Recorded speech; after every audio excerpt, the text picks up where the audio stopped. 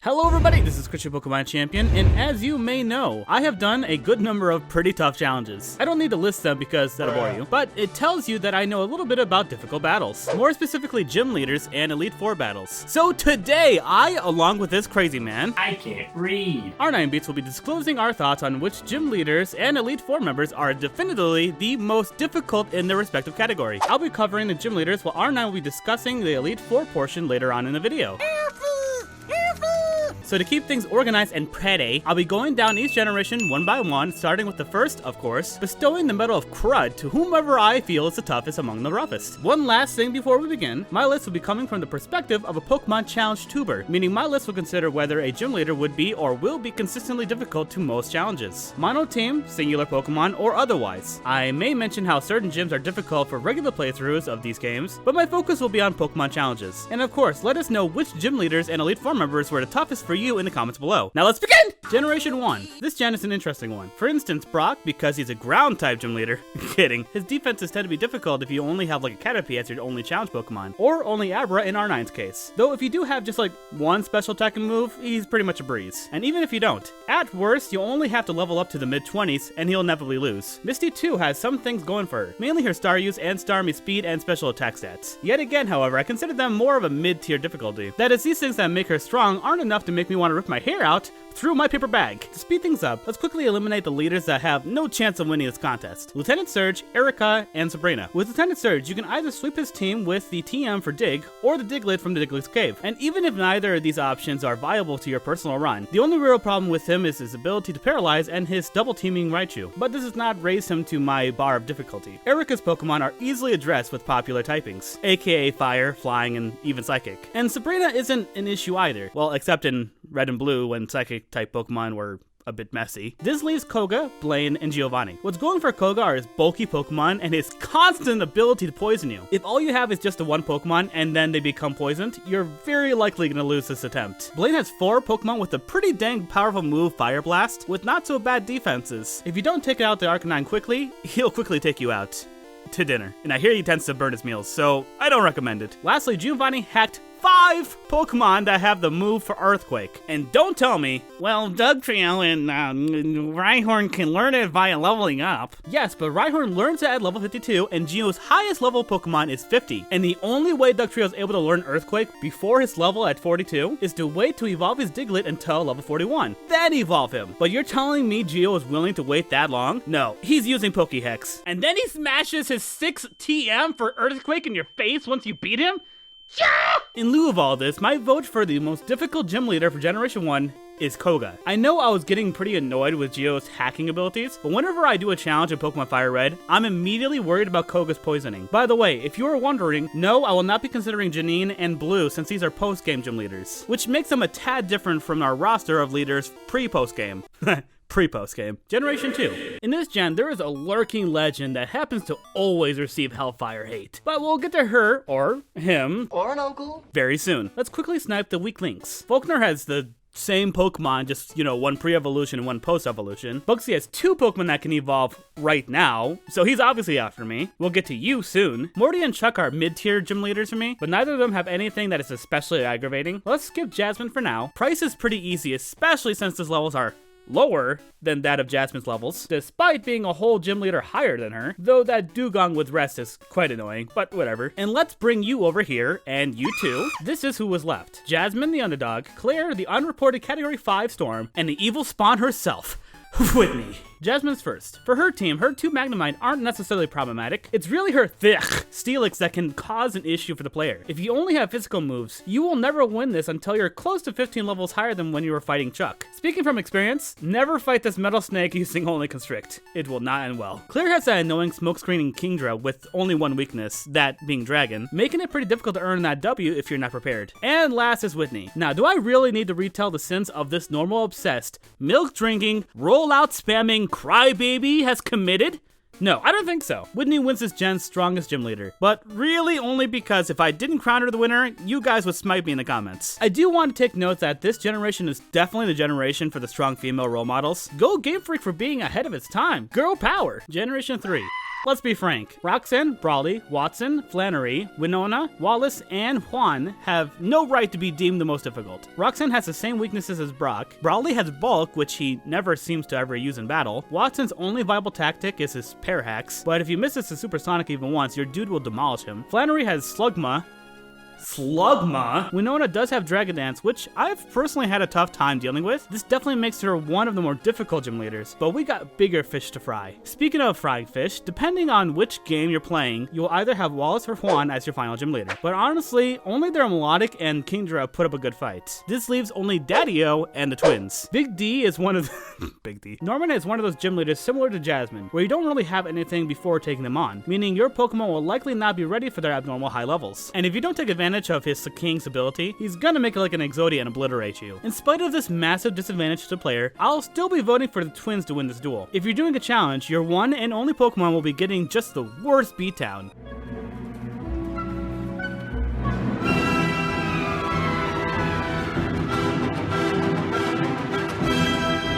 Generation 4. I swear, if I see one more rock-type gym being the first leader, I'm gonna rip my paper bag apart. Though, if we get to 10,000 subs, I'll be doing that anyway as a celebration. So if you want to see this handsome squooter of a face, press that fantastic red button. Now, back to the video. For me, it's no contest as to who is truly the toughest gym leader of this gen. Gardenia. Here's why. The others are all mid-tier. That is, 0 of the other gym leaders have any strategy that is noteworthy. Honestly, this gen really only made Cyrus and Elite 4 difficult, but Gardenia has consistently made me want to scratch my eyes out each time I've done a challenge in this gen. With her Leech Life and Sunny Day into Cherum with the stun sporing, poison stinging rosebud of a Pokemon, Gardenia makes CPC an angry boy. Generation 5.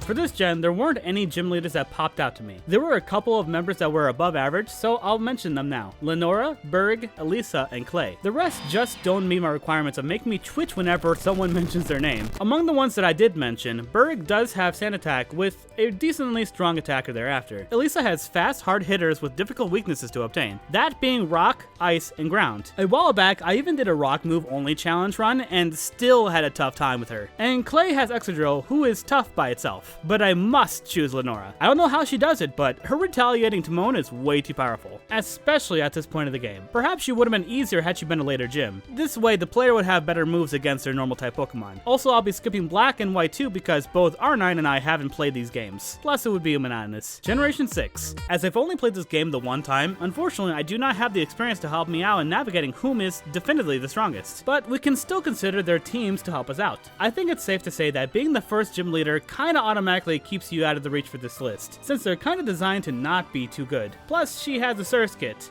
A Surskit! I'll also be eliminating Grant, Ramos, Clement, and Valerie since their teams are not intimidating enough. This leaves Karina, Olympia, and Wulfric. But I gotta say, among these, Karina is the most worrisome. The reason being is that while Olympia and Wulfric have strong Pokemon, coupled with stat boosters in their moveset, the latter two being Gyms 7 and 8, respectively, only have 3 Pokemon each. At this point in the game, you're much more prepared to handle even stronger Pokemon. But Karina has the same number of Pokemon, but much earlier in the game. Gen 7, or Pokemon Moon, Sun, and the Ultras, is the first and so far the only generation that eliminated the gym leader mechanic. Though for simplicity's sake, we can still choose as tough as Totem Trials and Cojones. I know it's Kahuna, but Cojones is funnier. Similar to gym leaders, in case you didn't know, each trial and Cojone specialize on a single typing, with a big Pokemon with added stats just opposed to the former and a small team for the latter. There are several tough Totem Pokemon, but I felt that the Grass trial with Lurantis was the most difficult. Their stat boost is primarily located in his speed, and since he has the powerful move Solar Blade, they hit pretty hard. Moreover, their 2 SOS Pokemon, whom they call whenever they get hit, help them out astoundingly, with Supersonic from Trumpbeak, confusing your Pokemon, and Sunny Day from Castform, hell yeah? Which increases how much HP is recovered from Synthesis. Because of all this, I haven't had a good time with them no matter what, and for the toughest Cojone, I'm gonna choose Olivia. Hala does have Sand Attack, which as you may know, brings back bad memories.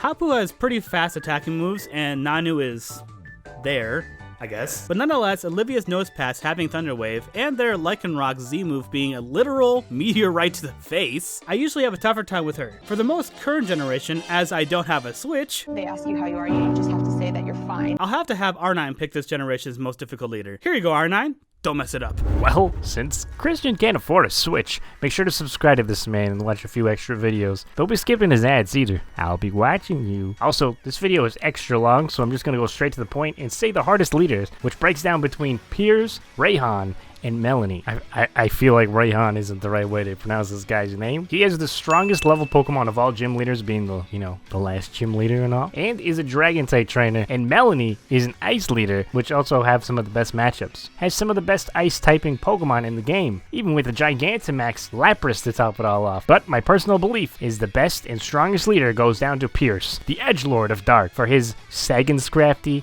to his Gene Simmons Obstagoon. This thing is an absolute tank. Not to mention his team is so strong that this man doesn't even Dynamax any of his Pokemon. He's straight rock and roll. He doesn't play by no rules, and that's why he's the coolest gym leader. It's time for the strongest of Elite Four members of Generation 1. I get this pretty easy since Christian has 8 gym leaders to review. I only have 4. Gen 1's Elite Four for members consists of Lorelei, the Ice Ace, Bruno, fighting? I don't know. Agatha, the Poison Master, and last but not least, Lance, the Flying Master. Starting with Lorelei, her team doesn't have one solid weakness, unlike many of the others that we'll get into, so that's a major plus. All of her Pokemon are dual typing, making it so you can't just sweep her team with a strong fire starter, and even if you went for the fighting weakness, there are very few good fighting Pokemon in Generation 1 to choose from, and she has Jinx and Slowbro to cover that weakness. Bruno, on the other hand? No chance for him at all. Why do you have an Onix? It just doesn't really make any sense. Agatha is kind of a tricky one to explain, but she never seems to really be a problem, especially if you have one Psychic move on any of your Pokemon at this point. I was able to sweep her entire team with one Abra, with little to no difficulties at all. And lastly, Lance. Leading with his Gyarados, who has very many weaknesses, one being a 4 times weakness to Electric, Dragonite, only weak to Electric, Dragon, and 4 times weak to Ice. Damn, how come I've never used an Ice-type Pokemon? Lorelei would easily sweep Lancer. Dragonite is a bulky, fast, and hard-hitting Pokemon. Because there's basically no Dragon Pokemon in Generation 1, good luck, because he has a few of these bad boys. I'd say Lance is clearly the hardest Elite Four member because of his high-level Pokemon, strong Pokemon choices, and the low chance that you have an Ice-type Pokemon on your team in Generation 1, with Lorelei as a very, very close second. But let's be honest, look at Lance's hair. I mean, the champion is the champion for a reason, too. Gen 2 Elite Four won't be going to the Lance this time around as he got a promotion! The only returning member in the Elite Four here is Bruno, and although his team got a little better, he still really makes no case of being the best like no one ever was. Some of our new members include Will, the Psychic. He actually shares 2 Pokemon the same as Lorelei, which I'm not very sure it was intentional or not, but it's just something to note. If you did get the shiny Gyarados that is basically given to you via the game's plot, you can easily bite away at his entire team with the newfound typing, Dark. Next up is Koga, who actually got a real promotion from a gym leader.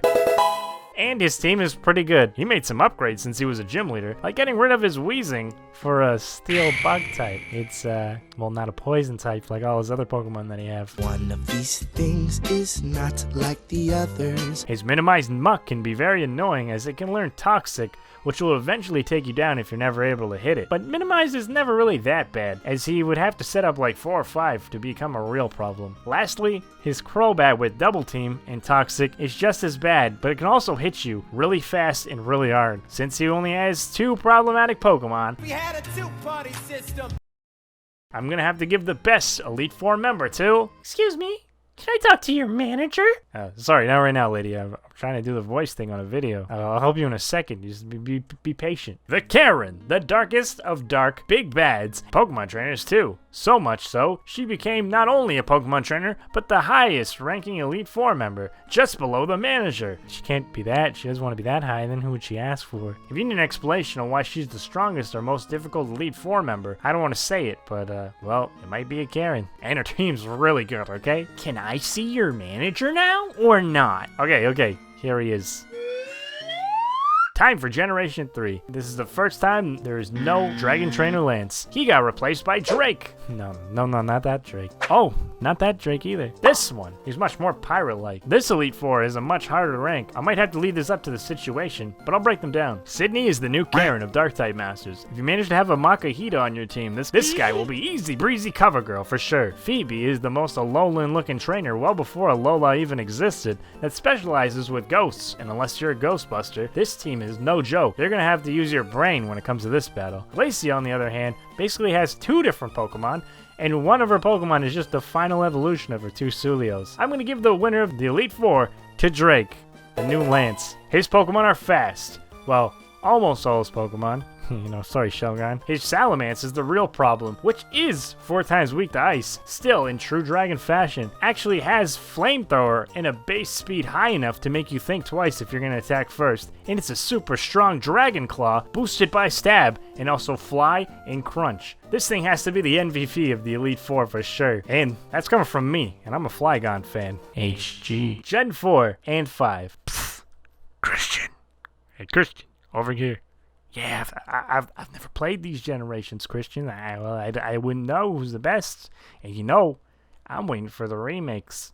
Don't wanna ruin my experience, doing a challenge through them and stuff. So I'm gonna have to skip this gen. Alright, it looks like CPC has to save the day once again. As Generation 4 is literally my obsession, I think I'm fully capable of vetting the toughest Elite Four member. Honestly, I'm comfortable with quickly eliminating Flint and Lucian. Since water is so prevalent in all generations, and I generally don't have a tough time with Lucian, I'm not too worried when facing these two. This leaves Aaron and Bertha, and I'm just gonna say it. As Bertha is my mortal rival, after having to take over 260 attempts to beat her in my very first challenge run, the Kricketot Challenge in Pearl, I'm not very fond of her. Most of her team isn't necessarily difficult to take down, especially if you have a water attack, but it's that infernal Hippowdon of hers. I swear, it's possessed. That yawn of hers will put your Pokemon to sleep, then they'll just OHKO them with their powerful moves, with that constant sandstorm from their ability Sandstream chipping away from your health each turn. And it's not like you can simply take them out. They're a bulky one. So because of this, I just refuse to choose anyone else as the toughest Elite Four member of this generation. Sorry, Aaron. And for the Elite Four in Generation 5, since they're literally all at the same level so that the player can fight any E4 member at any time, it makes it harder to narrow out the toughest without more bias interfering. But that's just how this generation designed their Elite Four. From past experience, I tended to have the toughest time with Grimsley. The dude has Bisharp, a Steel type, which generally adds to the difficulty, along with a pretty beefy Earthquake from his Crocodile,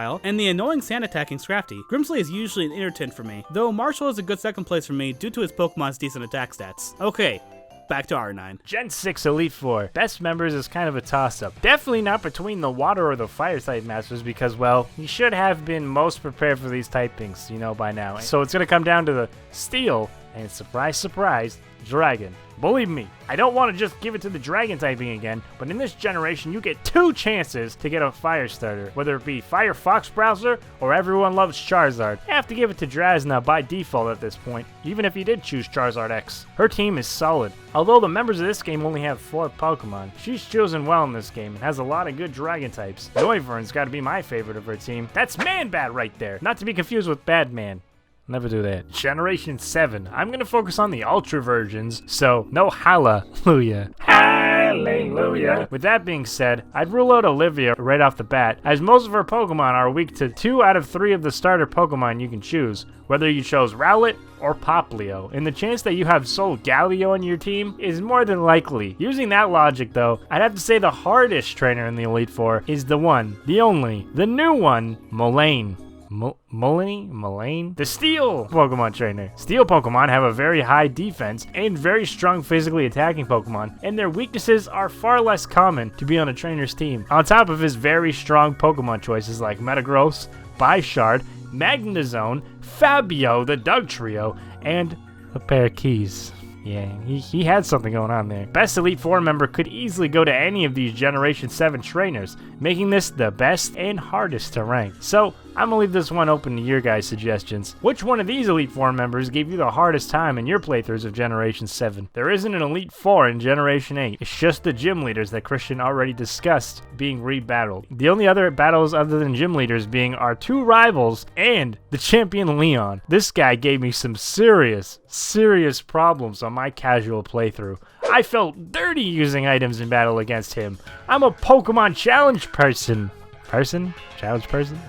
And his team gives Champion Blue a run for his money. And come on, look at this man's sauce. This man has the chin strap, the hat, the hair, the cape. Lance who? This guy is the real champion. Look how big his Charizard gets. I'm gonna have to give it to Leon, well, because there's not really anyone else to, but he's definitely the hardest trainer in the entire game, so I'm gonna give it to Leon regardless, because we are the champions. Once again, R9, it was a trip working with you. Now that you've watched to the end of this video, thanks by the way, now my suggestion is to go check out R9's channel. He has some pretty good videos to check out. Alright, with that I say, bye. And we'll keep on fighting till the end. We are the champions. I'm a fire in my laser.